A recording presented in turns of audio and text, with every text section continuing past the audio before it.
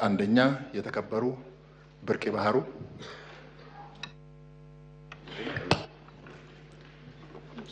አመሰግናለሁ። የተከበሩ አፈ ጉባኤ፣ አመሰግናለሁ። ክቡር ጠቅላይ ሚኒስትር፣ ከምክር ቤቱ ለሚነሱ ጥያቄዎች ምላሽና ማብራሪያ ለመስጠት በመካከላችን ስለተገኙ እያመሰገንኩኝ ጥያቄ ከማቅረቤ በፊት የተሰሩ ስራዎች አስተያየት ለመስጠት እንዲፈቀድልኝ በአክብሮት እጠይቃለሁ። እንደምታወቀው ሀገራችን ከለውጡ መንግስት ጀምሮ ብዙ የውስጥና የውጭ ፈተናዎች የተጋረጡበት ቢሆንም በመንግስት ቆራጥ አቋምና የህዝባችን ከፍተኛ ጽናት ተደምሮበት ኢትዮጵያ ወደ ብልጽግና እያደረገችው ያለችውን ጉዞ ከመነሻ ንድፈ ሀሳብ እስከ ተግባር የተከናወኑ ያሉ የልማት ስራዎች ከድህነት የምናመልጥበት ብቻ ሳይሆን እንደ ዜጋ የነገ ትውልድ ቀና እንድል ዛሬ ላይ ዘመኑን መዋጀት የሚያስችል መልኩ ሰው ተኮር የልማት ስራዎች እየተሰሩ ይገኛሉ። ለዚህም የእርስዎ በስልታዊ አመራር ፈተናን ተጋፍጦ ሀገርን ወደፊት መግፋት እንደሚቻል አሳይቶናል። ለዚህም ማሳያ በአዲስ አበባ ከተማ በሁሉም ማዕዘን እየተተገበሩ ያሉ ኮሪደር ልማት፣ የኮሪደር ልማት ተነሺዎችን መልሶ የማቋቋም ስራ፣ ከነበሩበት የተሻለ አካባቢና የንግድ እንቅስቃሴ ተፈጥሮላቸው ውብና ምቹ የማህበራዊ መስተጋብራቸው በጠበቀ ይዘት ማልማት በገላንጉራ የተሰራ ትምህርት ቤት በተለይ ከካሳንቺስ የተነሱ ሰዎችን በገላንጉራ የተሰሩ ትምህርት ቤቶች ከኬጂ እስከ ሁለተኛ ደረጃ ትምህርት ቤት የንግድ የስፖርት ማዘውተሪያ ስፍራ፣ የአረጋውያን የመመገቢያ ማዕከል፣ ለሴቶች የስራ ዕድል ፈጠራ በአጠቃላይ የተመለከትነው የካሳንቺስ መልሶ ማልማትና ኮሪደር ልማት በልማት ምክንያት ተነሺዎችን ኑሯቸው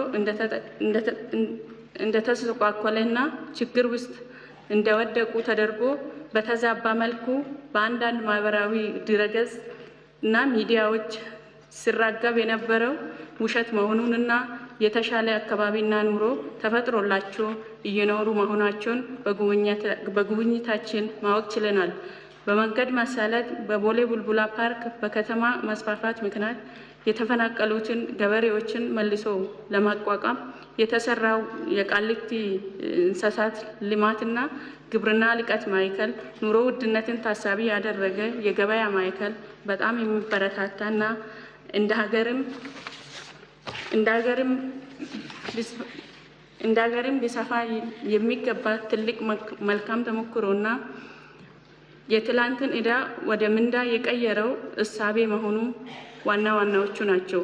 እንዲሁም ጠንካራ መንግስት ጠንካራ ተቋም ሲገነባ ነውና አዲስ ኢንተርናሽናል ኮንቬንሽን ሴንተር እና ስካይዊን ኢንዱስትሪ የሀገራችን ቴክኖሎጂና ኢኮኖሚ ለመገንባት ከፍተኛ ሚና ያላቸውና ሀገራችን ኢትዮጵያ የአፍሪካ የብልጽግና ተምሳሌትና እንደ ሀገርም ከመጪው ጊዜ ጋር ተወዳዳሪ እንድትሆን የተጀመረው ስራዎች ታሪክ የማይረሳና ዘመን ተሻጋሪ ትውልድ የሚኮራበት የሚችልና ጥሩ ተስፋ የሚያጭር መሆኑን ታይቷል። ይህን እንደ ሀገር መስፋት መቀጠልና ማጽናት የሁሉም ድርሻ መሆንም አለበት እያልኩ ለዚህም መሰረቱ ቁርጠኛና ፈተና የማይበገር መሪ ወሳኝ ነውና ለዚህም ከፍ ያለ ምስጋናዬን ለእርሶና የእርሶ ፈላግ ተከትሎ ሀገር ቀና ለማድረግ ደፋ ቀና ለሚሉትን አካል እያልኩ ይሁንልኝ እያልኩ ጥያቄን እንደሚከተለው አቀርባለሁ።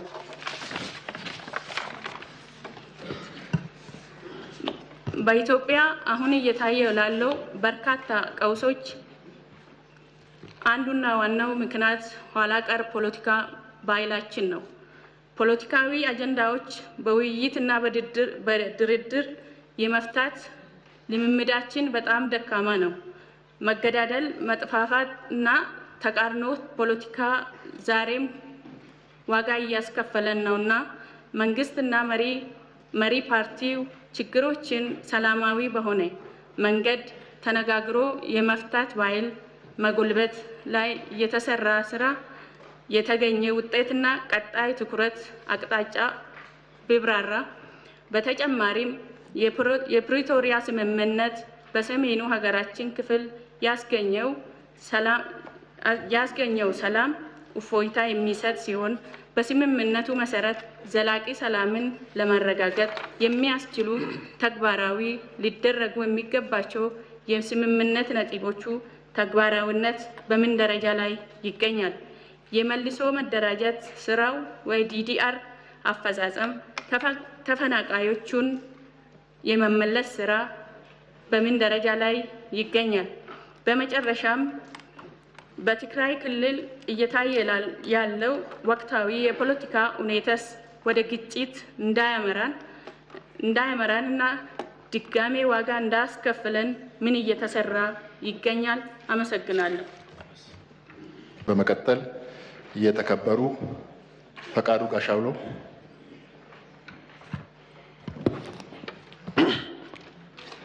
አመሰግናለሁ። የተከበሩ ዋና አፈ ጉባኤ፣ ክቡር ጠቅላይ ሚኒስትር፣ ከምክር ቤቱ አባላት ለሚነሱ ጥያቄዎች ምላሽና ማብራሪያ ለመስጠት መካከላችን ስለተገኙ እያመሰገንኩ ጥያቄን እንደሚከተለው አቀርባለሁ።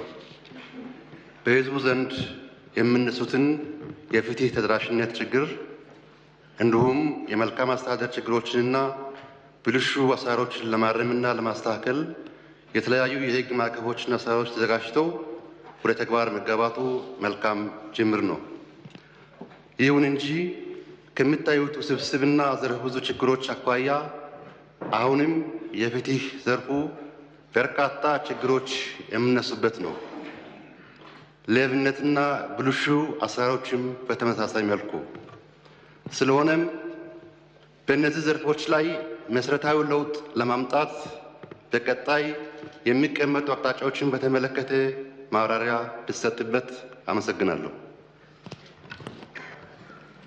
እናመሰግናለን። በመቀጠል የተከበሩ ስመኝ ሳህሉ። አመሰግናለሁ። የተከበሩ አፈ ጉባኤ፣ አመሰግናለሁ። ክቡር ጠቅላይ ሚኒስትር፣ ወደ ጥያቄ ከመሄድ በፊት የአንድ ደቂቃ ይፈቀድልኝ።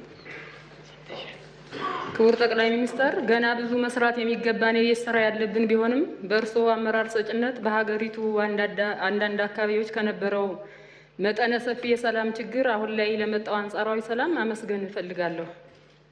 ለዚህም ትልቅ አስተዋጽኦ ለነበራቸው ከላይ እስከታች ላሉ አመራሮቻችን፣ ለጸጥታ መዋቅራችንና ለአስተዋዩ ሕዝባችንም ምስጋናዬ ከፍ ያለ ነው። ይህም አንጻራዊ ሰላም በመጣባቸው አካባቢዎችም በፌዴራል መንግስት እገዛና ድጋፍ በርካታ የልማት ስራዎች እየተሰሩ እንደሆነ በአካል ወርደን ተመልክተናል።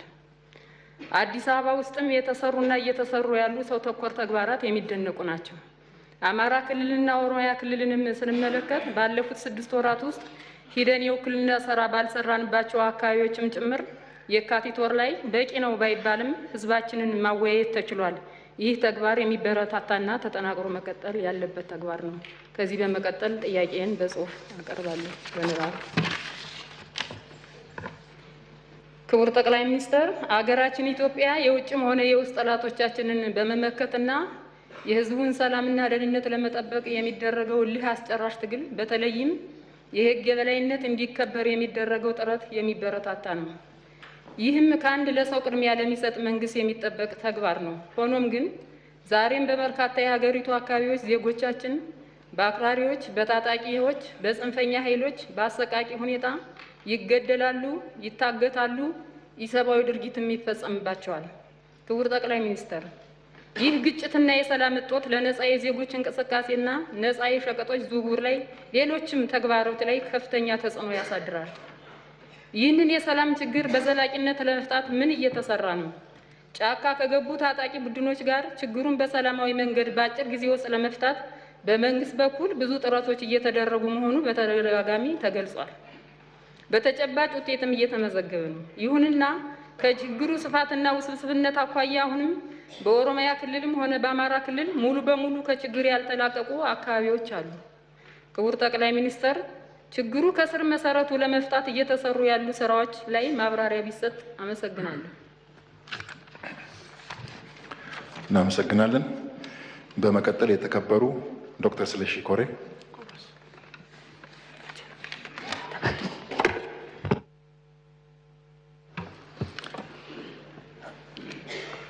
አመሰግናለሁ። የተከበሩ አፈ ጉባኤ፣ አመሰግናለሁ ክቡር ጠቅላይ ሚኒስትር ለምናነሳቸው ጥያቄዎች ምላሽና ማብራሪያ ለመስጠት በመካከላችን ስለተገኙ። በመጀመሪያ ቡና ለኢትዮጵያ ቀዳሚ ኤክስፖርት ምርት ሲሆን ለሀገሪቱ ኢኮኖሚ ከፍተኛ አስተዋጽኦ በማድረግ የበርካታ አነስተኛ አርሶ አደሮች ኑሮ መደገፉ ለሁላችንም ግልጽ ነው። ኢትዮጵያ በቡና ምርት ከአፍሪካ ቀዳሚ ስትሆን አረቢካ ቡና በዓለም በማቅረብ 5ኛ መሆኗ የቅርብ ጊዜ ነው። አሁንም በያዝነው ወር በኢትዮጵያ ቡና አማካይ የውጭ ንግድ ካለፈው ዓመት ጋር ሲነጻጸር የ3.5 በመቶ ጭማሪ አሳይቷል። በዚህም የጌዶ አርሶ አደሮች ዘንድሮ በቡና ጥሩ ዋጋ በማግኘታቸው በጣም ተደስተው ለመንግስት የምስጋና መልእክት እንዳደርስ ስለጠየቁኝ ምስጋናን በታላቅ አክብሮት አቀርባለሁ።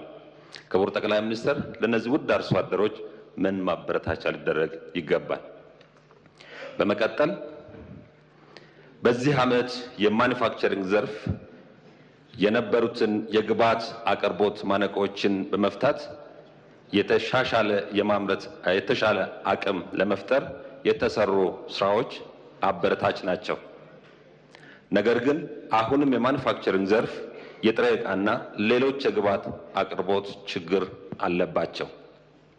መንግስት ይህን ችግር ለመፍታት የመንግስት ልማት ድርጅት የሆነውን የኢትዮጵያ ኢንዱስትሪ ግብዓት አቅራቢ ድርጅት ኤግልድ በማቋቋም ወደ ስራ ቢገባም ዘርፉ በቂ ካፒታል የሚፈልግ አበረታች የህግ ማዕቀፍ ያልተበጀለትና የዘርፉን ችግር ሊቀርፍ በሚችል መልኩ የተደራጀ ባለመሆኑ ምክንያት በሙሉ አቅሙ እየሰራ ባለመሆኑ የማኑፋክቸሪንግ ዘርፍ የግብዓት አቅርቦት በዘላቂነት መፍታት አልተቻለም።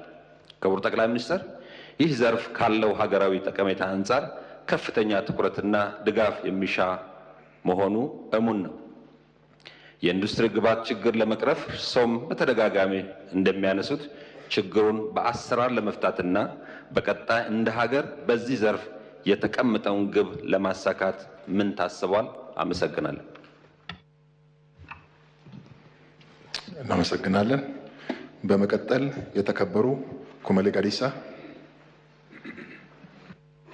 ገለቶማ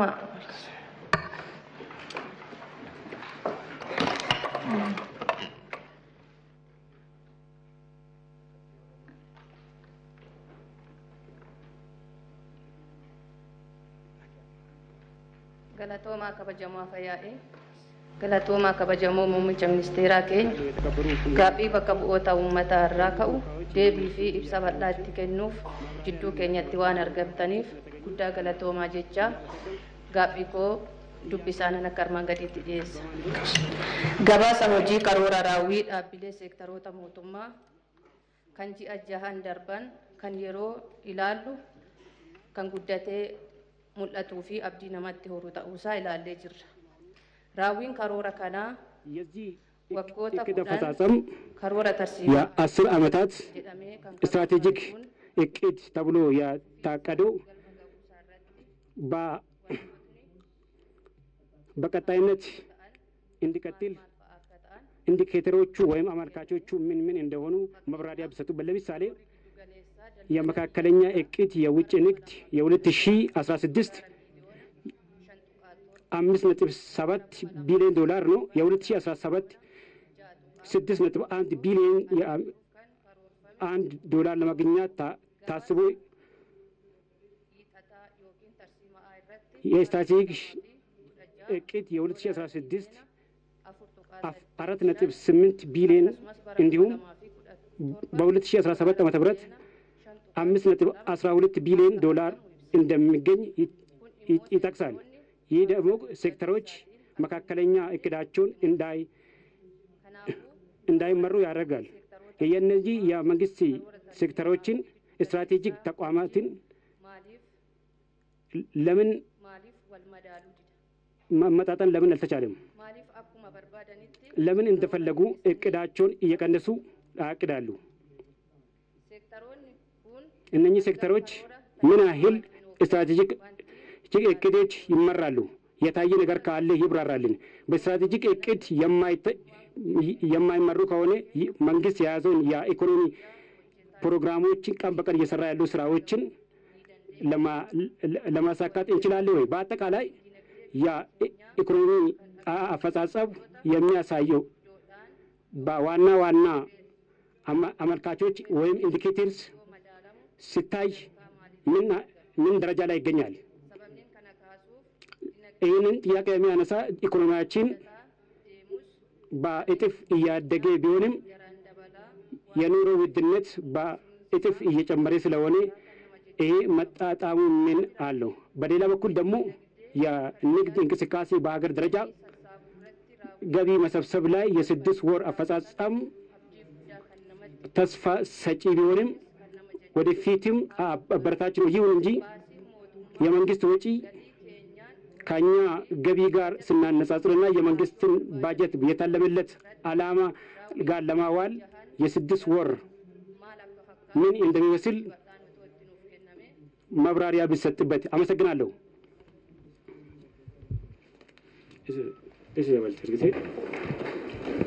እናመሰግናለን። በመቀጠል የተከበሩ ብርሃኑ አንካራ።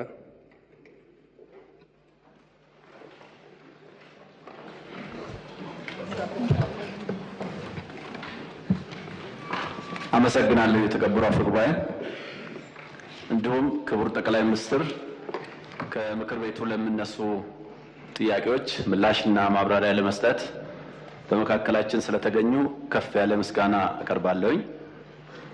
ከዚህ በመቀጠል ወደ ጥያቄ አመራለሁኝ። መንግስት የተሟላ የማክሮ ኢኮኖሚ ማሻሻያ በማድረጉ ምክንያት የሚከሰቱ ተጽዕኖዎችን ለመቀነስ የነዳጅ፣ የመድኃኒት፣ የምግብ ዘይት እንደዚሁም የአፈር ማዳበሪያ ድጎማ እያደረገ መሆኑ ይታወቃል። ባለፉት 6 ወራት ብቻ 72.41 ቢሊዮን ብር መንግስት ለነዳጅ ድጎማ አድርጓል። በተለይ በማዳበሪያ አቅርቦት ዙሪያ መንግስታችን እየወሰደ ያለው አበረታች እርምጃ መጠናከር ያለበትና ምስጋና የሚቸረው ነው ብዬ ለማስመር ፈልጋለሁ። አሁን ሀገራችን ካለችበት ነባራዊ ሁኔታ አንጻር ስታይ ይህ እርምጃ ተጠናክሮ መቀጠል አለበት ብዬ አምናለሁ። ይህ በእንዲህ እንዳለ መንግስት የተለያዩ ዓለም አቀፍ ጫናዎችን በመቋቋም በከፍተኛ ድጎማ የሚያቀርበው የነዳጅ ምርት ዋጋው በአሁኑ ጊዜ ገበያ ላይ በእጥፍ እየጨመረ ይገኛል። በተለይ በአንዳንድ የክልል ከተሞችና አካባቢዎች በህገወጥ መንገድ የዋጋ ተመንን በመተላለፍ በውድ ዋጋ እየተሸጠ ይገኛል የነዳጅ ምርት። ይህ ክስተት ደግሞ የኑሮ ውድነትን ከማባባስ ባለፈ በህብረተሰቡ ዘንድ የመልካም አስተዳደር ችግር እየሆነ መጥቷል። ይህም በህብረተሰቡ ዘንድ ከፍተኛ የማማረር ስሜት ማሳደሩን በተለያዩ መንገዶች ለመረዳት ችለናል። ስለዚህ ክቡር ጠቅላይ ሚኒስትር፣ በየጊዜው ወይም በየወሩ እየጨመረ የሚሄደው የዚህ የነዳጅ ምርት ዋጋ ምክንያትና መንስኤው ምንድን ነው?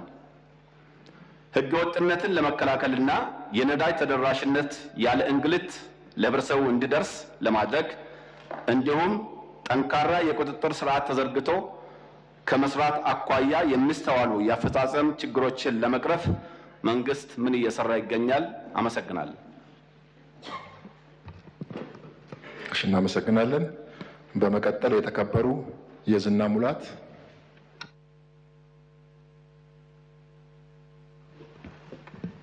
አመሰግናለሁ። የተከበሩ አፈ ጉባኤ፣ ክቡር ጠቅላይ ሚኒስትር፣ ለምናነሳቸው ጥያቄ ምላሽና ማብራሪያ ለመስጠት በመካከላችን ስለተገኙ ያመሰገንኩ ጥያቄ እንደሚከተለው በድባብ አቀርባለሁ። እንደ ሀገር የዋጋ ንረትና የኑሮ ውድነትን ከመቀነስ አኳያ መንግስት እየሰራ ያለው ስራ አበረታች ነው ብዬ የመንግስት የ6 ወር አፈጻጸም ሪፖርት ላይ ባለፈው 2016 ታህሳስ ወር የዋጋ ግሽበት 23.7% የነበረ ሲሆን በ2017 ዓመተ ምህረት በታህሳስ ወር ወደ 17% ዝቅ ብሏል።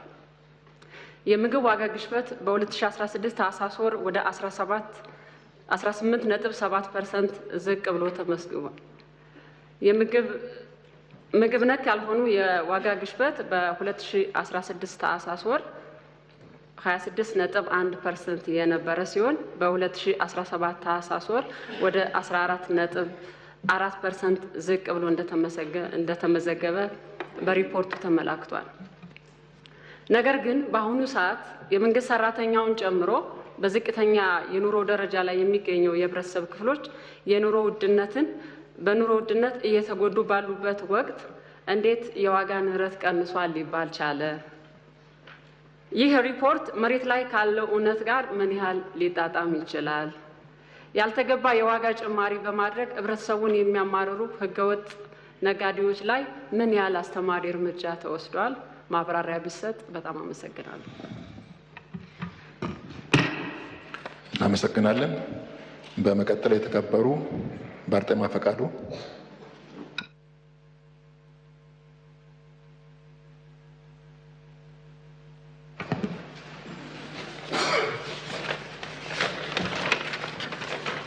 አመሰግናለሁ። የተከበሩ አፈጉባኤ፣ የተከበሩ የዚህ ታላቅ ሀገራችን ኢትዮጵያ ጠቅላይ ሚኒስትር ዶክተር አብይ አህመድ የመንግስት የ6 ወር አፈጻጸም በተመለከተ ከፓርላማው አባላትና ከህዝብ ለሚነሱለት ጥያቄዎች አስተያየቶችና ምላሽ ለመስጠት ስለተገኙ አመሰግናለሁኝ። የተከበሩ አፈጉባኤ፣ የተከበሩ ጠቅላይ ሚኒስትር፣ ሀገር በቀል ኢኮኖሚ ሲታሰብ በሁሉም ዘርፎች ርብርብና ትጋትና ቆራጥ አመራር ይጠይቃል። በተለይ በግብርናው የሚሰጠው ትኩረት፣ ክትትል፣ ድጋፍ የአንበሳው ድርሻ ይወስዳል። በዚህ ዘንድ መንግስትና ሚኒስቴር መስሪያ ቤቱ እየወሰደ ያለው እርምጃ አጠናክሮ መቀጠል ያለበት ሆኖ ይበል የሚያሰኝ ነው። በተለይ የጠቅላይ ሚኒስትሩ ኢኒሺዬቲቭ ውጤታማ ናቸው ብዬም መናገር እፈልጋለሁ። የግብርና ምርትና ምርታማነት ለማሳደግ የግብርና የምርምር ተቋማት ትልቅ ድርሻም አለው። ምግብና ስነ ምግብ በማረጋገጥ ምርምር ወሳኝ ነው። እነዚህ ተቋማት ህጋዊ የምርምር ይዞታቸው ከተማ አስተዳደሮችና በክልሎች እየተነጠቁ ነውና እንዲታደጓቸው ነው የምጠይቀው። ተመራማሪዎችም ማትጋት፣ የስራ ላይ ዋስትና እና ጥቅማጥቅማቸው ሊታሰብበት ይገባል። በሌላ በኩል በግብርና ምርምር፣ በግብርና ግብዓትና መድኃኒት ቁጥጥር፣ በብዝሃ ህይወት ምርምር የሚሰሩ የግብርና ሚኒስቴር ተጠሪ ተቋማት ባለሙያዎችና አመራሮች ከስራቸው ጋር ተያያዥነት ባላቸው ዓለም አቀፍ የምርምር ተቋማት የግብርና ምርቶችና ግብዓቶች ስታንዳርድ ከሚያወጡ ድርጅቶች ጥሪ ሲደረግና ለፍተሻ ከውጭ የተመረቱ መድኃኒትና የግብርና ምርቶች ለመፈተሽ እስከ ማምረቻው ድረስ ሊያስኬድ ይችላል። ነገር ግን ጉዞ ክልከላ ይደረጋል። በዚህም ምክንያት ማግኘት የሚገባን እያጣን ነው። ክቡር ጠቅላይ ሚኒስትር፣ ይህ በእነዚህ ብቻ ሳያበቃ የዲፕሎማት ፓስፖርት ያላቸው ጭምር እንዳይወጡ እየተከለከለና ይህንን ክቡር ጠቅላይ ሚኒስትር እንዴት ያዩታል? በመቀጠልም አነሳው የቁጥጥር ተቋማት አወቃቀር ነው።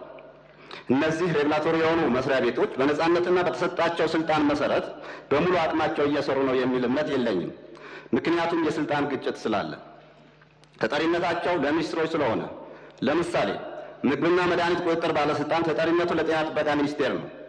ሚኒስትሩ ሊቆጣጠር አይችልም። ምክንያቱም እዚህም የጥቅም ግጭት ስለሚፈጠር። የኢትዮጵያ ነዳጅ ቁጥጥር ባለስልጣን ተግባሩ በቁጣው እየሰራም አይደለም። ምክንያቱም በንግድና ቀጠናዊ ትስስር ሚኒስቴር ደፍሮ እየተቆጣጠረ ስላልሆነ። የነዳጅ ችግር የግብይት ችግር ነው። መንግስት የሚደጉመው በቢሊየን ነው። እጥረትም የለም።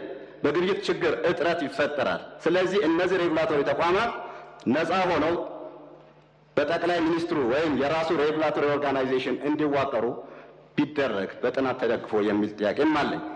ሲሰልስ የግብይት ስርዓታችን የሚመለከት ነው። የኢትዮጵያ ገበያ በሻጭና በገዥ ወይም በገበያ አይወሰንም። ወሳኙ ስርዓትና መርህ የሌለው ደላላ ነው።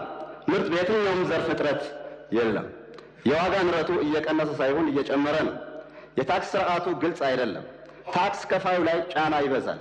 በተለይ መካከለኛና አነስተኛ ነጋዴዎች ባልጠራ የታክስ ስርዓት ተጎጂ ናቸው። ከስራ እየወጡ ነው። ሊታሰብበት ይገባል። አምራች ኢንዱስትሪዎች፣ ጅምላ አከፋፋዮች ለሸጡት ሸቀጥ ተገቢ ደረሰኝ አይሰጡም። ሙሉ ደረሰኝ የሚጠይቃቸው ቸርቻሪ ዕቃ አይሰጡትም። አንዳንድ ከውጭ የገቡ ባለሀብቶች የሀገራቸው ታክስ ሕግ ጠንካራ ሆኖ ሳለ በእኛ ሀገር ታክስ ላይ ደባ ይፈጽማሉ። ታክስ አስከፋዩ የሚመለከተው ተቋም ጥቆማ ሳይኖረው ቀርቶ ሳይሆን በአግባቡ ከመጠየቅ ይልቅ አድበስብሶ በማለፍ ቸርቻሪ ላይ ክንዱ ያበረታል። ፍትሐዊ አይደለም። ግለሰባዊ ድርድሮች ያጠቁታል። የተከበሩ ጠቅላይ ሚኒስትር፣ የታክስ ተቋሙ ሊፈተሽ ይገባል። ነጋዴው ከባንክ ተበድሮ በግለሰብም ብድር ሁሉ ሊሰራ ይችላል። ያ ሁሉ ታክስ አስከፋዩ የኔ ነው ይለዋል። ታክስ እንዲሰወር ወይም ድርድር እንዲገባ ያስገድደዋል። መንግስት ማግኘት የሚገባ አያገኝም። በታክስ ላይ እምነት እንዳይኖር ያደርጋል። ግብይትም የታክስ ስርዓቱ በጥናት መልስ ማግኘት አለበት የሚል እምነት አለኝ። ሌላው የሀገራችን የጸጥታ ሁኔታ ይመለከታል። በአንጻራዊነት እየተሻሻለ እንደሆነ አምናለሁ። የተከበሩ ጠቅላይ ሚኒስትር፣ መቼም ስለ ጦርነት ለእርስዎ መንገር ለቀባሪ ማርዳት ነው። እርስዎም እንደሚሉት እኔን የማምንበት 2 ዓመት ከምንዋጋ 20 ዓመት ብንወያይ ይሻላል። ከቅርብ ጊዜ አንዳንድ አባሎቻችሁና አመራሮች ሀገራችን ፍጹም ሰላም ናት ብለው ይናገራሉ። አንዳንዶቹ ጦርነት ድሮም ነበረ፣ አሁን ከመቼም ይሻላል ይላሉ። ህዝብ ለማሞኘት ይጥራሉ። እውነታው መከላከያ ጦርነት ላይ ነው። እረፍት የለውም።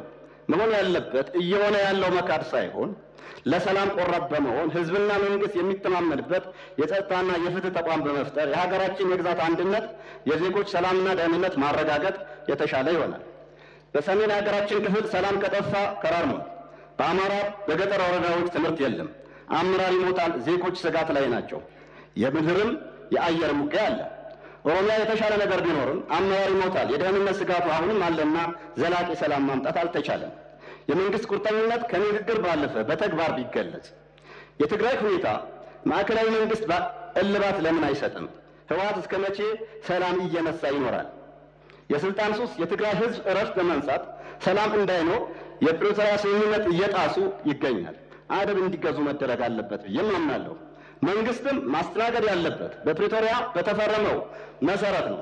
ተደራዳሪ የፌዴራል መንግስት ጨምሮ ብልጽግና ጨምሮ በትግራይ የሚንቀሳቀሱ ኃይሎች ያካተተ ክልሉ የሚመራው ጤነኛ አደረጃጀት መፈጠር ያለበት ይመስለኛል። ክቡር ጠቅላይ ሚኒስትር ይህንን የእርስዎ ትኩረት የሚሻ ይመስለኛል። በመጨረሻ የመሰረተ ልማት ጉዳይ ነው። በሀገራችን አሁን ባለው ሂደት አሌ የማይባሉ ለትውልድ ተሻጋሪ የሆኑ ለመቁጠር ጊዜ የሚበሉ ፕሮጀክቶች የተጀመሩ እንደሆነ አይቻለሁ። ለምሳሌ ገበታ ለሸገር፣ ገበታ ለሀገር፣ ገበታ ለትውልድ በጥሩ ጎን የምናያቸው ናቸው። ክፍተቶች ቢኖሩበትም የኮሪደር ልማት ለውጥ የታየባቸውና ይበልጡ በእርስዎ ትኩረት የተደረገባቸው በመሆኑ እዚህ ከፍተኛ ልማቶች አሉ። እናም ሁሉም ሊመሰክርለት የሚገባ ነው። ለዚህ ላይ ልማቶቹ ተነሺዎች ተጠግቶ ማዳመጥ ይጠይቃል። ሀሳባቸው ከካድሬ ከሚሸፈን ጤነኛው አካል ገብቶ ቢያያቸው፣ ካድሬ ጤነኛ አይደለም እያልኩ አይደለም፣ ቢያያቸው የሚል ነገር አለ። በመጨረሻም ማነሳው የፍትሃዊነት የልማት ጉዳይ ነው። ክቡር ጠቅላይ ሚኒስትር፣ በእርግጥ ሁሉም መዳረስ ባይቻልም በቅደም ተከተል አስይዞ ቅድሚያ ለሚገባው በመስፈርቱ መልማት አለበት የሚል አምናለሁ። ማዕከላዊ ኢትዮጵያ ክልል ግን ብዙ ይጎለዋል፣ ትኩረት ሊሰጠው ይገባል። መንገድ፣ ኢንዱስትሪ ፓርኮች፣ እነዚህ ከሀገር ገበታዎች አኳያ ሊታሰብበት የሚገባ ክልል ነው። እርሶም ያውቁታል። ያለማ ክልል ማዕከላዊ ክልል ከሌሎቹ ክልል ማዕከል ቢሆንም የቅርብ ዞኖች ቢሆንም ያለማ ክልል እንደሆነ በሰፊው ያውቁታልና ለእርሶ መንገር ብዙም አይገባም፣ ግን ትኩረት ሊሰጠው የሚገባ ይመስለኛል። መጨረሻም የምርጫ ክልልን በሚመለከት ነው። ምርጫ ክልል የምሁር አክሊል ወረዳ ነው። ብዙ ለኢንቨስትመንት ሰፊ መሬት፣ ምቹ የአየር ንብረት፣ ጥንታዊ የቱሪስት መስህቦች ያሉት፣ ወጣት ተማሪ የተማረ የስራ ኃይል ያለበት፣ እንግዳ ተቀባይና ስርዓት ያለው አስተዳደር የህዝብ አስተዳደር ያለበትና ነገር ግን በከፍተኛ ሁኔታ ለመልማት እንቅፋት የሆነበት ኢንቨስተር እንዳይገባ ሪሶርቾች ለወረዳም ለሀገርም እንዳይጠቀም የስራ ዕድል በአግባቡ እንዳይፈጠር ችግር የሆነበት መንገድ ነው። ይህ መንገድ ዛሬ የተጀመረ ጥያቄ አይደለም። ከዚህ ወረዳ ጥያቄ በኋላም በጋራም የተጠየቁ የቀድሞ የደቡብ ክልል በሰፊው ጥያቄ ለቀድሞ የኢትዮጵያ መንገዶች ባለስልጣን ለአሁኑ የኢትዮጵያ መንገዶች አስተዳደር ኮሚቴ ጭምር አዋቅሮ እንዲጠና ጥያቄ አቅርቦ ጥናት ተጀምሮ ነበር። በመሃል በሀገራችን በተፈጠሩ አንዳንድ ጉዳዮች ተቋርጦ እስካሁን መልስ አላገኘም። በመንገድ ጉዳይ እናቱ ገና የሄደችበትና የሞተችበት እኩል ነው የሚያለቅሰው። የሙራቲል ወረዳ ጉዳይ ግን እናቱ እንደሞተችበት ልጅ ነው። የሙራቲል ወረዳ የአስፋልት ጉዳይ በእርሶ የስልጣን ዘመን መልስ ካላገኘ የቁራ ጩኸት ነው የሚሆነው።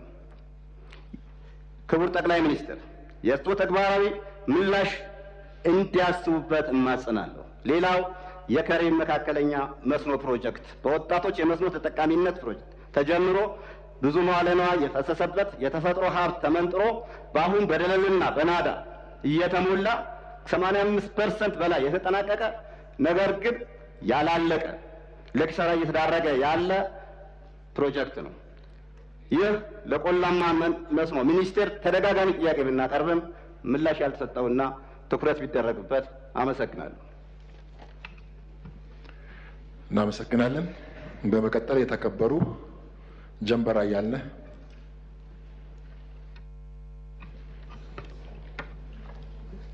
አመሰግናለሁ። የተከበሩ አፈ ጉባኤ፣ አመሰግናለሁ። ክቡር ጠቅላይ ሚኒስትር ከምክር ቤቱ ለሚነሱ ጥያቄዎች ምላሽና ማብራሪያ ለመስጠት በመካከላችን ስለተገኙ እያመሰገንኩ ጥያቄን በሚከተለው መንገድ አቀርባለሁ። እንደ ሀገር ባለፉት 30 ዓመታት ኢፍትሐዊ በሆነ መንገድ የባህር በር አልባ የሆንበትን ታሪክ በሚቀይር እንዲሁም የቀጠናውን ትብብርና ዘላቂ ሰላም በሚያረጋግጥ መንገድ የባህር በር ለማግኘት መንግስት እያደረገ ያለውን ጥረት የኢትዮጵያ ሕዝብ ያለምንም ልዩነት የሚደግፈውና የዘመኑን ትውልድ ታሪክ በደማቅ ቀለም የሚያሰፍረው እንደሆነ እሙን ነው።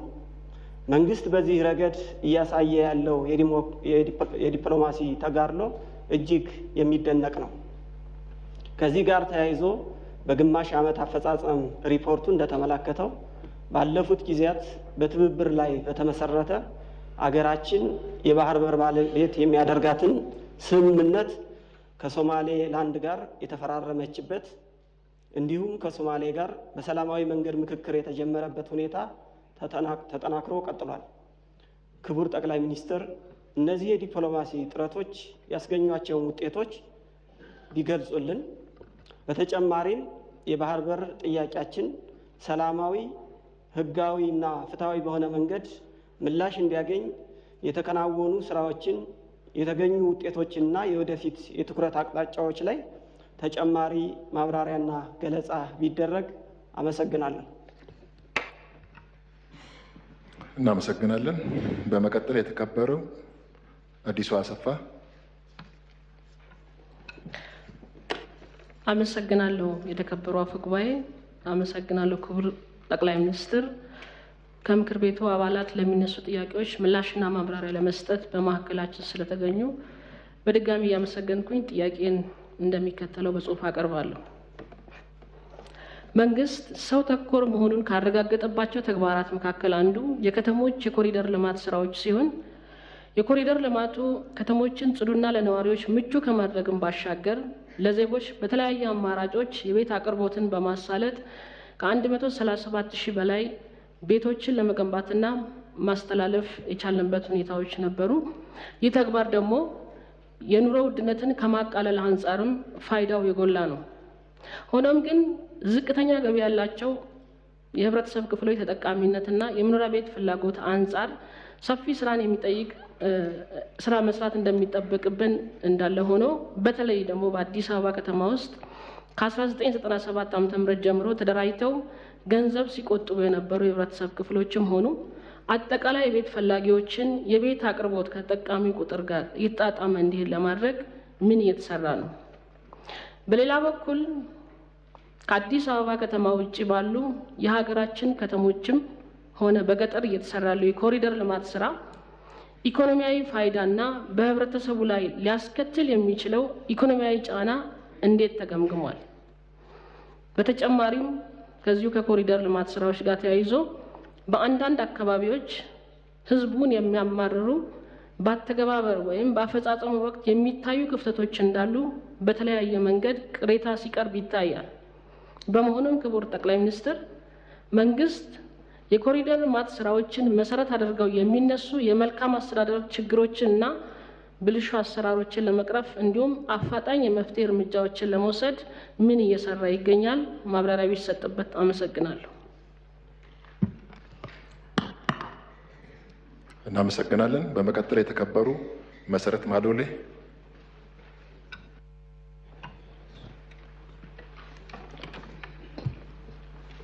አመሰግናለሁ።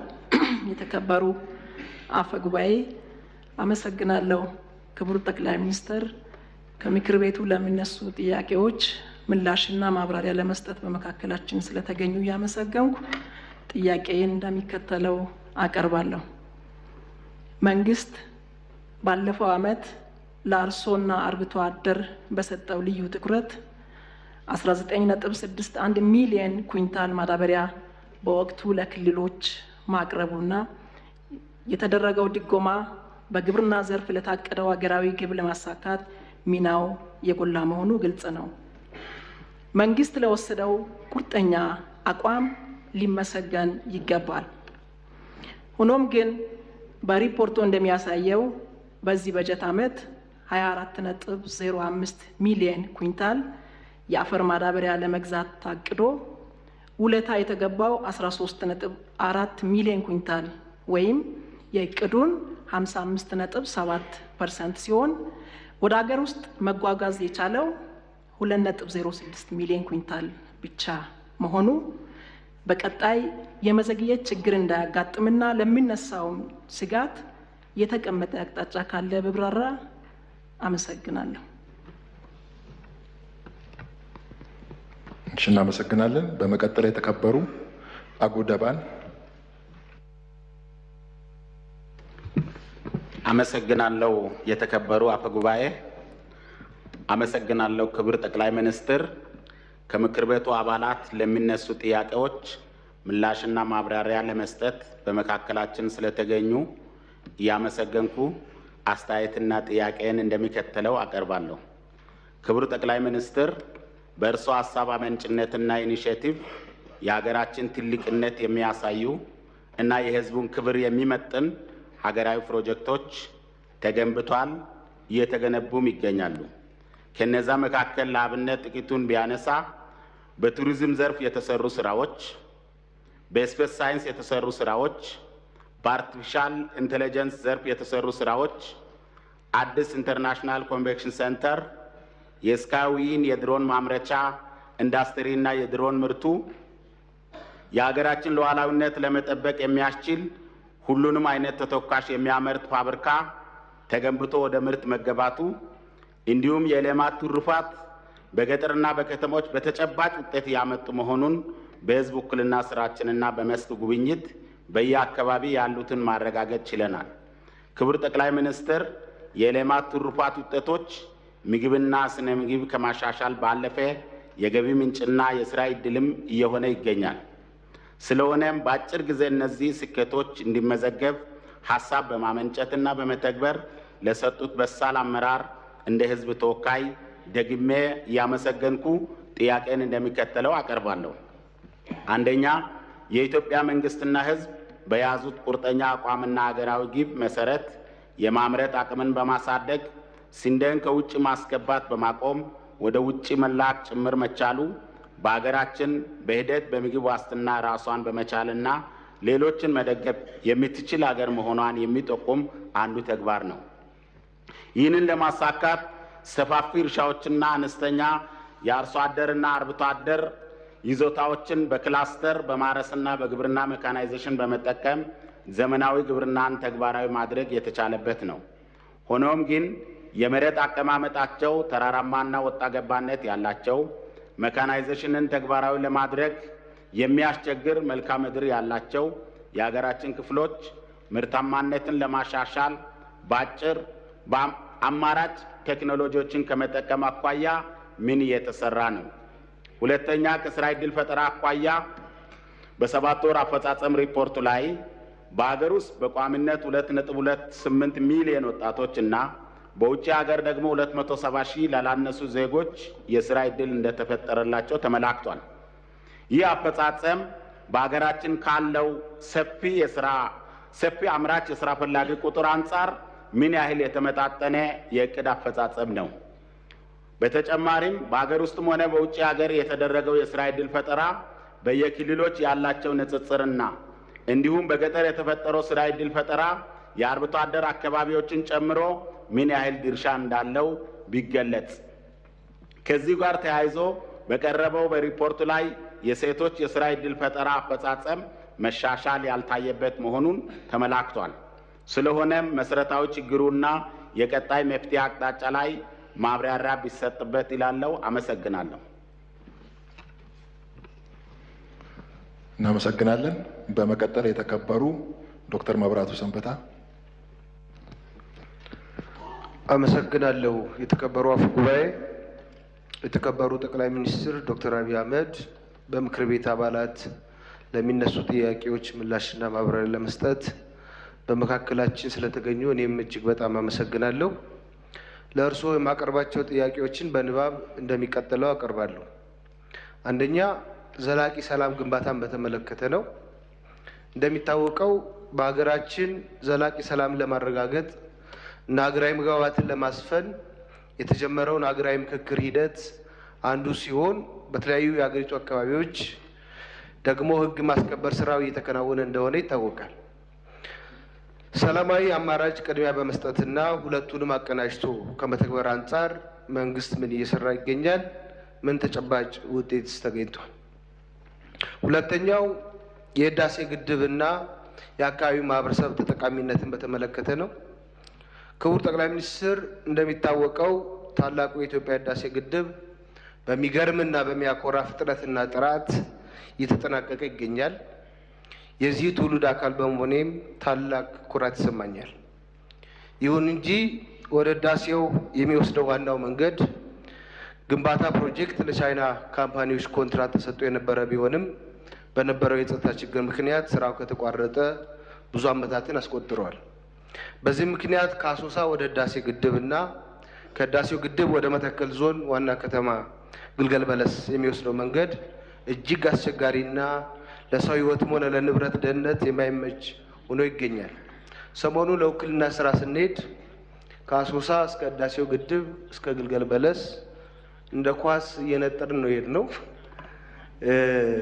ግን የተጽናናሁት ህዳሴው ግድብ ደርሰን አሳ በልተን ሐይቁን አይተን ስለሄድን ብዙ ተጽናንተናል። ያ 2 ተወካዮች ስላሉ ማለት ነው መተከል ዞን ውስጥ። ሌላው ህዳሴው ግድብ የሚገኝበት የመተከል ዞን ወረዳዎችም ከፍተኛ የመብራት መቆራረጥ ያጋጥማቸዋል። ያው መብራት ከባህር ዳር ስለሚያገኙ ረጅም ርቀት ስለሚሄድ የኃይል መቆራረጥ ሁኔታዎች አሉ። በተጨማሪም በግድቡ አካባቢ ይኖሩ የነበሩ የልማት ተነሺዎችን መልሶ የማቋቋም ስራ ተቋርጦ እንደሚገኝ ከመራጩ ህዝብ ጋር ባደረግነው ውይይት ተረድተናል። ስለሆነም የተቋረጡ የፌዴራል የመንገድ ፕሮጀክቶችን የማስጀመርና ክልሉ የዘላቂነት የመብራት ኃይልን ከህዳሴው ግድብ በቀጥታ የሚያገኝበትና በአካባቢው የልማት ተነሺዎች መልሶ የማቋቋም ስራዎችን ለማስቀጠል በመንግስት በኩል ምን ታስቧል? ሶስተኛው እና ዋናው የመድብለ ፓርቲ ዲሞክራሲ፣ መልካም አስተዳደርና ብልሹ አሰራሮችን በተመለከተ ነው። እንደሚታወቀው የመድብለ ፓርቲ ዲሞክራሲ በሀገራችን ህገ መንግስት ፍቃድ ያገኘ እንደሆነ ይታወቃል። ይሁን እንጂ በቤንሻንጉል ጉሙዝ ክልል የሚንቀሳቀሰው የቦሮ ዲሞክራሲያዊ ፓርቲ የክልል ተመራጭ የሆኑ 3 አባላት በቅርቡ ከየካቲት 11 2017 ዓ.ም በክልል ምክር ቤት የጸደቀው ስርዓቱን ያልተከተለ የክልሉ ህገ መንግስት ማሻሻያ የሀገሪቱን መንግስት አንቀጽ ህገ መንግስት አንቀጽ 103 ቁጥር 5 ስለሚቃረን የፌዴሬሽን ምክር ቤትና የምርጫ ቦርድን ስልጣንና ተግባር የሚጋፋ እንዲሁም የህዝቦችን ፍትሐዊ ውክልና የሚጻረር በመሆኑ በህዝብ ተወካይ የሆኑ የፓርቲያችን አመራሮች ለኢፌድሪ የህገ መንግስት ጉዳዮች አጣሪ ጉባኤ አቤቱታ በማቅረባቸው በክልሉ መንግስት ከፍተኛ አመራሮች እስራት፣ ዛቻና ማስፈራራት ደርሶባቸዋል። በአብሮ መስራቱ የክልሉ የስራ አመራር ተቋም ዋና ዳይሬክተር በዚህ ሰዓት ማረሚያ ቤት ገብቶ ይገኛል። የፌዴራል ህገ መንግስት መከበር አለበት ስለተባለ ህገ መንግስት ንዷል ተብሎ በዚህ ወቅት እስር ቤት ውስጥ አንድ የምክር ቤት አባል መወርወር አለበት የሚል እምነት የለኝም። ፓርቲያችንም ላይ ጽንፈኛ ፓርቲ ነው በሚል ጅምላ ፍረጃ በክልሉ ከፍተኛ አመራሮች በአሁኑ ሰዓት በየወረዳው ወጥተው በሚዲያዎችም ጭምር ተዘምቶብናል። ሀገር እየመከረች ባለችበት ወቅት ህገ መንግስት ማሻሻያ እንደ አንድ አጀንዳ እንደሆነ እየታወቀ በዚህ ወቅት የክልል ህገ መንግስት ብዙ ውይይትና ምክክር ሳይደረግበት በአንድ ቅጽበታዊ ጉባኤ ማሻሻያ ማድረግ ተገቢ ነውንስ የሚል ጥያቄ አለኝ። እኔ በቅርቡ ወደ ደቡብ አፍሪካ ሄጄ ነበር። ደቡብ አፍሪካን የሚመራው ኤንሲ ነው። ሳውዘርን ኬፕ ፕሮቪንስ ኬፕ ታውንን ጨምሮ የሚመራው በዲሞክራቲክ አሊያንስ በሚባል ፓርቲ ነው። በሁለቶቹ መካከል ምንም ችግር የለባቸውም። አንድ ክልል የሚመራው ዲሞክራቲክ አሊያንስ ቢሆንም ኤንሲ ዛዛዛ ክልል ተፎካካሪ ነው። በሰላም በህግ በስርዓት አገራቸውን እየመሩ ይገኛሉ። ስለዚህ ክልሉ ምንድነው ዝም ብለን የምናየው? እኔ አሶሳን ሳይ በእውነት ደንግጫለሁ። ምኖረው አርባ ምንጭ ነው። አክቹአሊ ከአርባ ምንጭ ለሄደ ሰው ሊከብድ ይችላል። መሰረተ ልማት የሚባል ነገር፣ ውሃ የሚባል ነገር፣ መንገድ የሚባል ነገር ክልሉን በደንብ እዩት፣ ይፈተሽ ነው የምለው። በድህነት መዋቅሩ እዩት ክልሉን። እኛ እዛው ተወልደን ብናድግም ክልሉ ግን ከሌሎች አንጻር ተመጣጣኝ የሆነ ልማት ሊያገኝ ይገባል። አፋርን ሄጄ አይቼዋለሁ። በዚህ ወር ውስጥ ጅጅጋ ሄጃለሁ፣ ሶማሌ ሀረሪ ሄጃለሁ፣ ድሬዳዋ ሄጃለሁ። በፍጹም አይገናኙም። ትልቅ የሆነ ኢኮኖሚክና የልማት ዲስፓሪቲ በክልሎች መካከል እየተፈጠረ ስለሆነ ይሄን ነገር በደንብ ቢያዩት።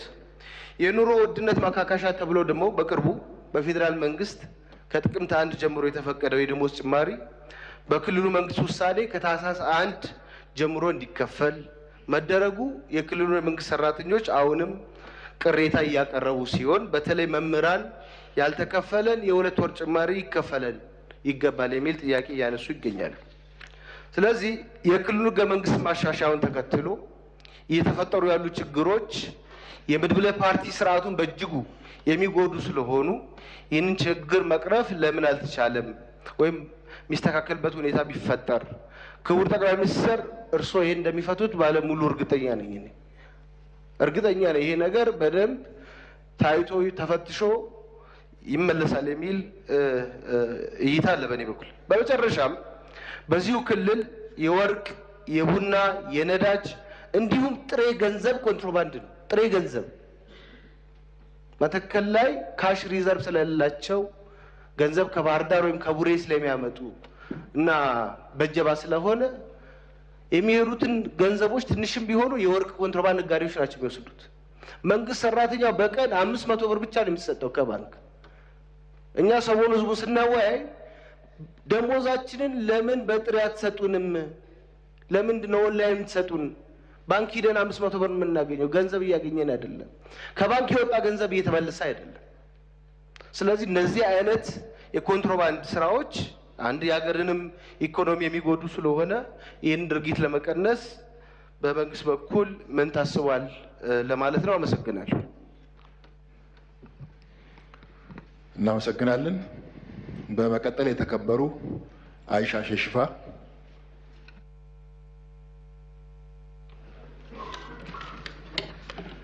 አመሰግናለሁ። የተከበሩ አፈ ጉባኤ፣ አመሰግናለሁ። ክቡር ጠቅላይ ሚኒስትር፣ ከምክር ቤቱ ለሚነሱ ጥያቄዎች ምላሽና ማብራሪያ ለመስጠት በመካከላችን ስለተገኙ እያመሰገንኩኝ ጥያቄን እንደሚከተለው አቀርባለሁ።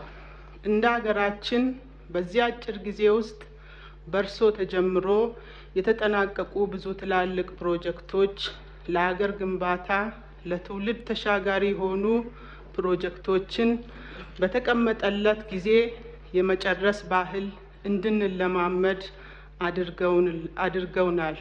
ትልቅ ክብርና ምስጋና ይገባዎታል።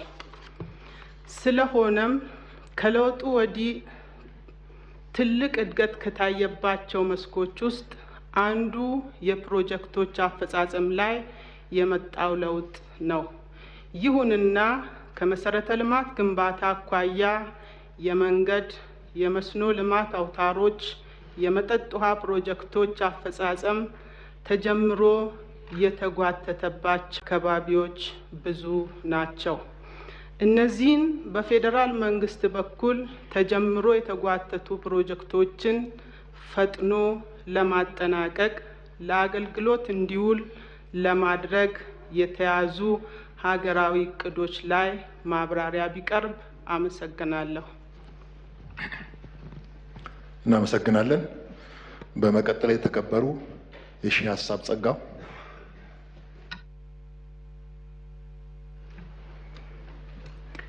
አመሰግናለሁ የተከበሩ አፈ ጉባኤ። አመሰግናለሁ ክቡር ጠቅላይ ሚኒስትር። በምክር ቤቱ ለሚነሱ ጥያቄዎች ምላሽና ማብራሪያ ለመስጠት በመካከላችን ስለተገኙ እያመሰገንኩ ጥያቄን እንደሚከተለው አቀርባለሁ። ጥያቄ ትምህርትን የሚመለከት ነው። ከትምህርት ሴክተር አኳያ ዋናው ተልዕኮ ትውልድን የመቅረጽ ተገቢ የሆነና ጥራት ያለው ትምህርት በፍትሃዊነት ለሁሉም ዜጋ የማዳረስ ስራ መሆኑ ይታወቃል።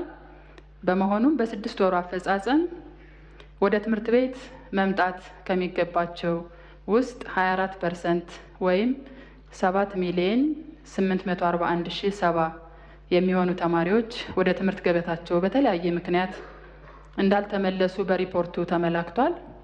ከዚህ አንጻር የነገ ሀገር ተረካቢ ልጆቻችን ያሉበት ሁኔታ ግልጽ በመሆኑ መንግስት ያጋጠሙ ችግሮችን ኃላፊነት ወስዶ በመፍታት ተማሪዎች ወደ ትምህርት ገበታቸው እንዲመለሱ ማድረግ ያልቻለው ለምንድን ነው? በቀጣይስ ችግሩን ለመቅረፍ ምን እየተሰራ ይገኛል? ማብራሪያ ይስጡበት።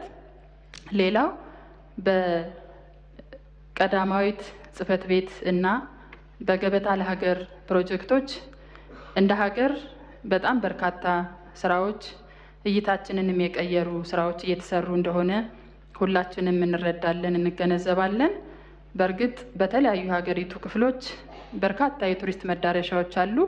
በርካታ የህዝባችን ፍላጎትና መሻትም ያለ በመሆኑ ሁሉም አካባቢዎች ላይ ጥያቄዎች አሉ፣ ያልተዳረሱበት አካባቢዎች አሉ። ከኔ ምርጫ ክልልም አኳያ የብሔረሰብ አስተዳደር ዳንግላ ምርጫ ክልል ነው። በርካታ የቱሪስት መዳረሻዎች አሉ፣ በጣም ብዙ ስራ የሚሰራባቸው ለምሳሌ ዘንገና ሐይቅ፣ ትስኪ ፏፏቴ፣ ጥርባ ሐይቅ እና ሌሎችም ይገኙበታል። በትምህርትም የተሻለ ግንዛቤ ያለው ህዝብ እና አካባቢ በመሆኑ እነዚህና ሌሎችም ያልተዳረሱ አካባቢዎች ላይ በቀጣይ በእነዚህ ፕሮጀክቶች ተጠቃሚ እንዲሆኑ የሚሆኑበትን ሁኔታ ቢመቻችላለሁ። አመሰግናለሁ። እናመሰግናለን። በመቀጠል የተከበሩ አስቴር ከፍታው።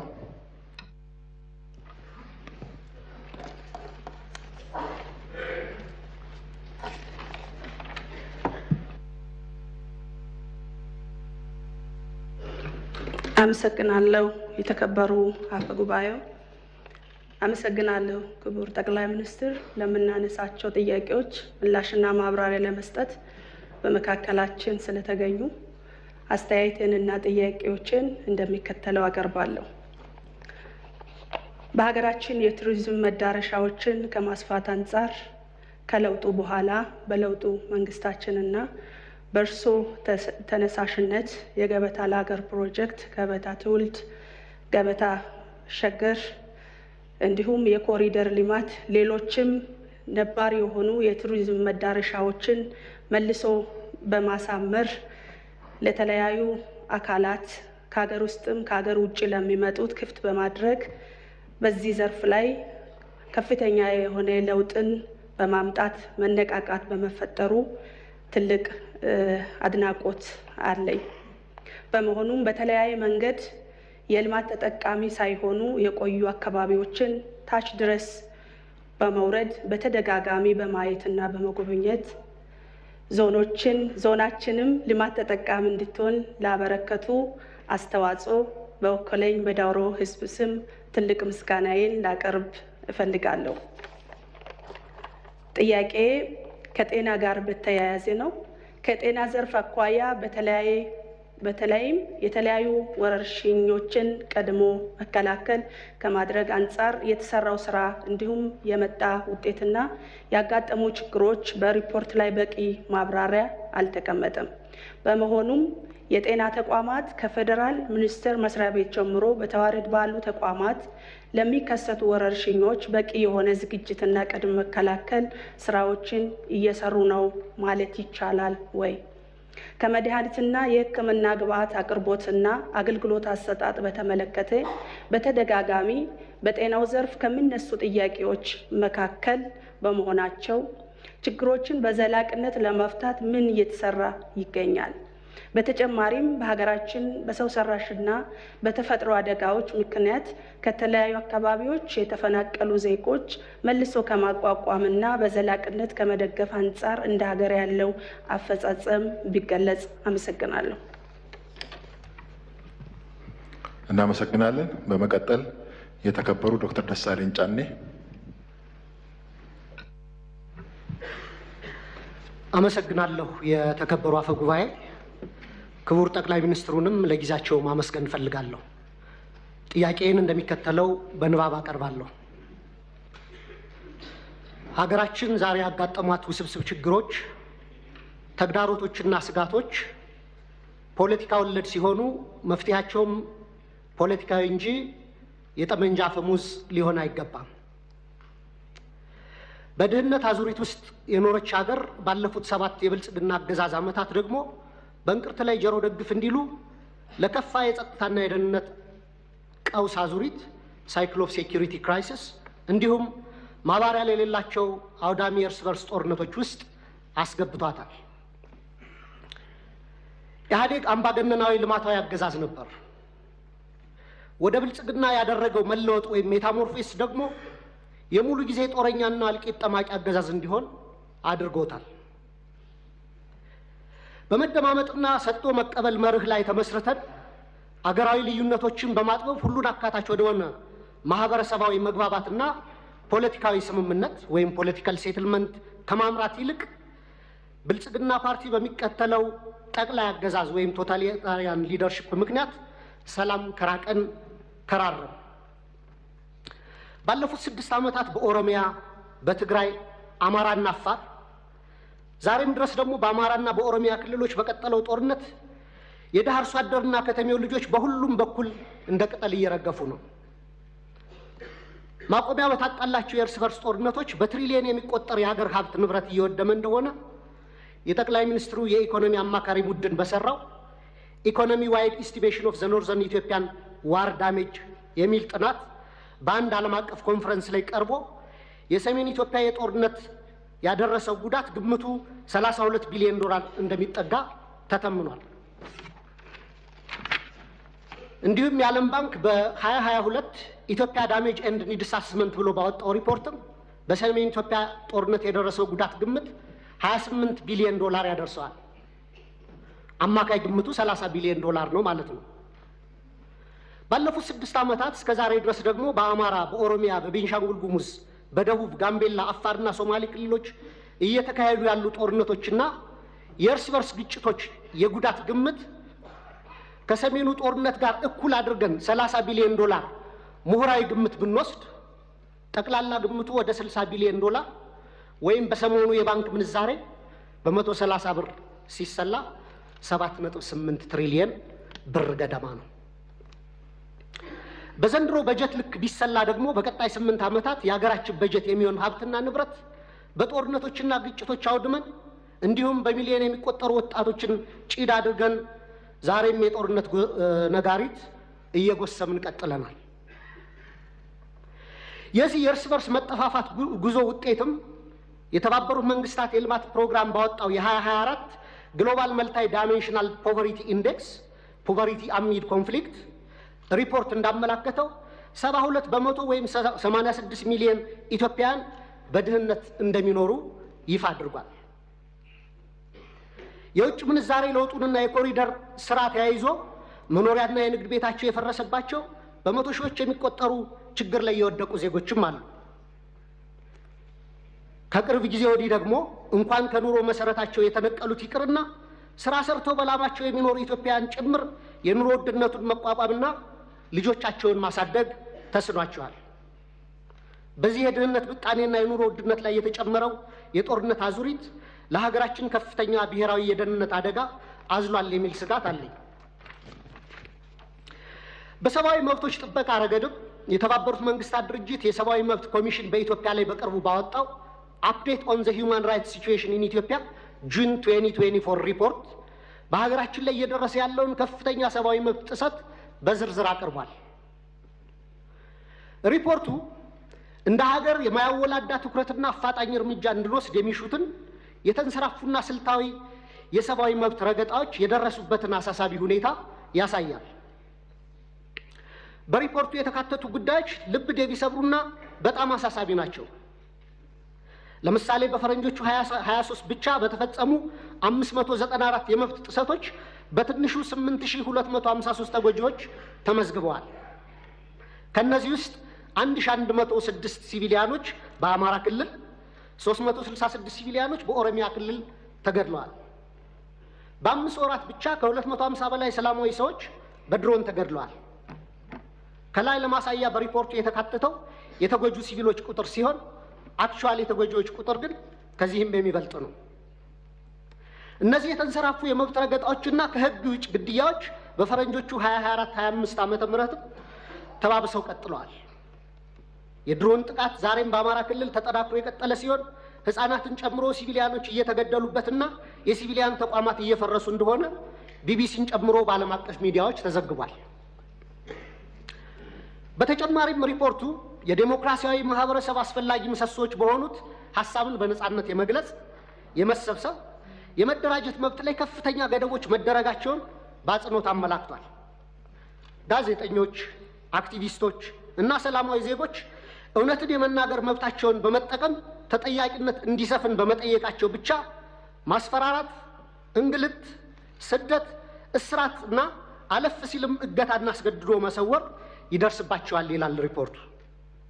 ለምሳሌ ያለመከሰስ መብት ያላቸው አማራ የሆኑ የፌዴራልና የክልል ህዝብ እንደራሴዎች የሆኑት አቶ ክርስቲያን ታደለ፣ አቶ ዮሐንስ ቧያለው፣ ዶክተር ካሳ ተሻገር ያለመከሰስ መብት ሳይነሳ ተይዘው ለ20 ወራት ታስረው ይገኛሉ። የተቃዋሚ ፓርቲ አመራሮች የሆኑት የአብን ስራ አስፈጻሚ ኮሚቴ አባል ዶክተር ቴዎድሮስ ኃይለማርያም፣ የኢዜማ የቀድሞ ሊቀመንበር ዶክተር ጫኔ ከበደም ከታሰሩ 2 ዓመት ሊሞላቸው ነው። በተመሳሳይ በርካታ የአማራ ጋዜጠኞች እንደ ምሳሌ መስከረም አበራ፣ ገነት አስማማ፣ ጋዜጠኛ ጎበዜ ሲሳይ፣ ጋዜጠኛ አባይ ዘውዱ፣ ጋዜጠኛ ዳዊት በጋሻውና ቴዎድሮስ ንብረት፣ የአማራ ምሁራን የሆኑት ዶክተር ወንዶሰን አሰፋ፣ ረዳት ፕሮፌሰር ሲሳይ ብቸው፣ ፕሮፌሰር ማረጉ ቢበይን፣ ዶክተር ዘሪሁን ባህሪ፣ ዶክተር መሰረት ቀለመወርቅ፣ ዶክተር ገብረአብ አረሙ፣ ረዳት ፕሮፌሰር ዳኛ አበበን የመሳሰሉ ምሁራን እና ጠበቃ አለልኝ ምረቱና ጠበቃ ኤርሚያስ መኩሪያ አይነት የህግ ባለሙያዎች እንዲሁም የመንግስት ሰራተኞችና ወጣቶች በአጠቃላይ 182 የሚደርሱ አማራዎች በ25 የሽብርና ህገ መንግስታዊ ወንጀሎች መዝገብ ተከሰው ያለ ፍትህ ለ20 ወራት በፍርድ ቤት ይመላለሳሉ። የዘገየ ፍትህ እንደተነፈገ ይቆጠራል እንዲሉ የፍትህ ስርዓቱ ዛሬም ቀልጣፋና ፍትሃዊ ውጤት ማምጣት እንዳልቻለ አመላካች ነው። በኢህአዴግ ጊዜ ይደረግ እንደነበረው ሁሉ ፍርድ ቤት በተደጋጋሚ ይመላለሳሉ። ፍትህ ግን እንደ ሰማይ ያርቋቸዋል። በጦር ሜዳ እያዋጉ ተይዘው የታሰሩ የህወሓት አመራሮችን በአጭር ጊዜ የፈታ መንግስት በገዢው ፓርቲ አሰራሮች ላይ የሰላ ትችት የሚሰነዝሩ አማራዎችን ይህን ያህል ጊዜ ያለ ፍርድ ማሰር የገዢውን ፓርቲ አባላት ጠር ፖሊሲዎች በግላጭ የሚያሳይ ነው። የአማራ ክልሉን ጦርነት ተከትሎ ለ10 ወራት የቆየ አስቸኳይ ጊዜ አዋጅ በታወጀበት ባለፉት 20 ወራት ውስጥም በሺዎች የሚቆጠሩ አማራዎች መታወቂያቸው እየታየና በብሔር እየተለዩ ኢተኒክ ፕሮፋይሊንግ እየተደረጉ ታስረዋል። ኢሰብአዊ ለሆኑ አያያዞች መጋለጣቸውንም መንግስታዊ የመብቶች ተቋም ኢሰመቁና ዓለም አቀፍ ድርጅቶች ጭምር ገልጸውታል። የአስቸኳይ ጊዜ አዋጅ ከተጠናቀቀ በኋላ ባለፈው ወር በመዲናችን እስከ ተካሄደው የአፍሪካ መሪዎች ጉባኤ ድረስ የአማራ ልጆች ጅምላ እስር አልቆመም። የተባበሩት መንግስታት ድርጅት የሰብአዊ መብቶች ኮሚሽን ባወጣው ሪፖርት ውስጥ የተካተቱ አብዛኛዎቹ የመብት ጥሰቶች መንግስታዊ ተቋም በሆነ የኢትዮጵያ ሰብአዊ መብቶች 2016 ሪፖርት በምርመራ ጭምር የተረጋገጡ ናቸው። በተጨማሪም ኢሰመጉ፣ አምነስቲ ኢንተርናሽናል፣ ሂውማን ራይትስ ዋች፣ ሲፒጄ እና የአውሮፓ እና የአሜሪካ ኤምባሲዎች ጭምር ባወጣቸው ሪፖርቶች እና መግለጫዎቻቸው አሳሳቢነታቸውን ገልጸዋል። መንግስታዊ ኢሰመጉ ጥቅምት 13 2017 ባወጣው ሪፖርትም በአዲስ አበባ በአማራና በኦሮሚያ ክልሎች የተለያዩ አካባቢዎች በርካታ ዜጎች ያስገድዶ መሰወር ወይም ፎርስድ ዲስአፒራንስ ሁኔታ ሊያቋቁም በሚችሉ እና ያሉበት ሳይገለጽ በተራዘመ እስር ውስጥ እንደሚገኙ ተመላክቷል። የፖለቲካ ምህዳሩን ስናይ ደግሞ ተዘግቶ ምንም አይነት የተቃውሞ ድምጾች እንዳይሰሙ ከፍተኛ የመብቶች መቃ እየተፈጸመ ሲሆን በብልጽግና የሴፍቲኔት ፓኬጅ ውስጥ ያልተካተቱ ጥቂት የተቃውሞ ድምጾችም ሳፎኬት ተደርገው በደመነፍስ ለመተንፈስ እየተፍጨረጨሩ ነው። እነዚህ ሁሉ ዓለም አቀፍና ሀገር አቀፍ ተቋማት የሀገራችን የሰብአዊ መብት አያያዝ አስስቧቸው ሪፖርታቸውን የሚያወጡት የሚመለከታቸው የመንግስት አካላት ትኩረት አድርገው ችግሮች እንዲፈቱ እንዲያደርጉና መንግስቶም አፋጣኝ እርምጃ ወስዶ እንዲስተካከሉ እንዲሁም ተጠያቂነት እንዲሰፍን ነው። የህዝብ ተወካዮች ምክር ቤትም አንድም ቀን እንኳ ሁኔታውን በተመለከተ በምክር ቤቱ ስብሰባዎች አጀንዳ አድርጎ አለመወያየቱ፣ ሁኔታውን በተመለከተም በአስፈጻሚው ላይ በቂ ክትትልና ቁጥጥር አለማድረጉ፣ በህገ መንግስቱ በተሰጠው ስልጣን መሰረት አንድም የእርምት እርምጃ አለመውሰዱ በታሪክና በትውልድ ፊት ተጠያቂ የሚያደርገው ነው። የተከበሩ አፈ ጉባኤ፣ ክቡር ጠቅላይ ሚኒስትር፣ ከላይ ያለውን የሀገሪቱን ነባራዊ ሁኔታ የተመለከተ ረጅም ትችት ያቀረብኩት ለጥያቄ መቅድም እንዲሆነኝ እንጂ መቼም ብልጽግና ስለ ሀገራዊ ችግሮቻችን አላይም፣ አልሰማም፣ አልናገርም ካለ ውሎ ማደሩ ጠፍቶኝ አይደለም። ብልጽግና የሚታየው ጦርነት፣ የሚሰማው የቄስ ሞገሴዎችን ከንቱ ውዳሴ፣ ከተናገረም ወይ ደረቅ ፕሮፓጋንዳ ወይም ነጭ ውሸት ነው። በመካከል የከሱና የመነመኑ እውነቶች የሉም ማለት ግን አይደለም። ወደ ጥያቄ ስገባ ባለፉት 7 ዓመታትና ከዚያም በፊት ባሉ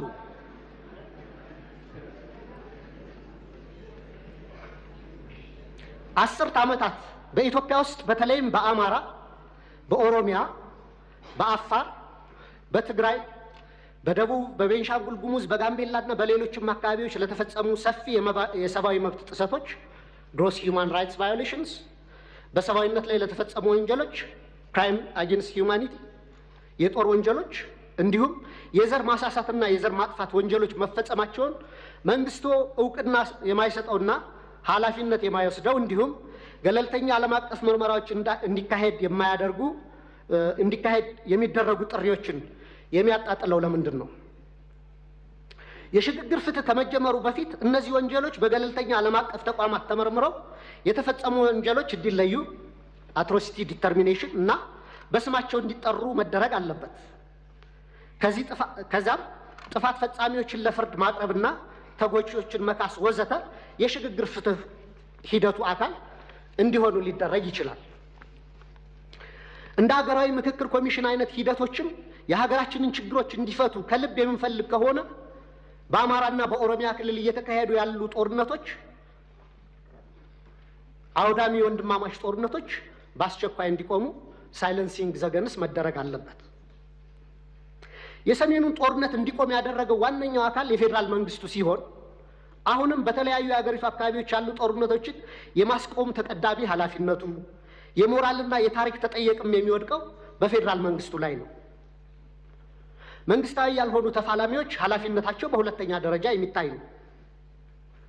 ዘመናዊ የሀገራችን ታሪክ ብናይ እንኳን ለመቶ ዓመታት የፖለቲካ ችግሮቻችን በጠመንጃ አፈሙዝ ለመፍታት የሄድንበትና ዛሬም የቀጠልንበት መንገድ የዓለም ጭራ የሌሎች ሀገራት መሳቂያና መሳለቂያ ያደረገን ችግር ሲሆን ከዚህ የግጭትና የጦርነት አዙሪት በአስቸኳይ ካልወጣን እንደ ሀገር ለመቀጠል የምንችልበት ምንም ማስተማመኛ የለንም።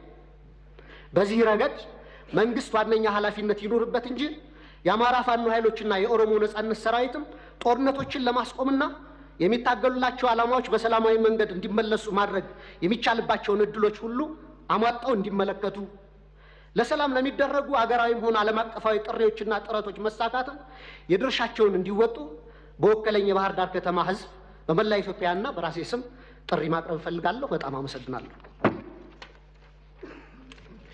እናመሰግናለን። በመቀጠል የተከበሩ መሐመድ አህመድ ቆቤ።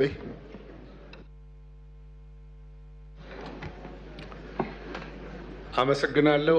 የተከበሩ አፈ ጉባኤ፣ አመሰግናለሁ።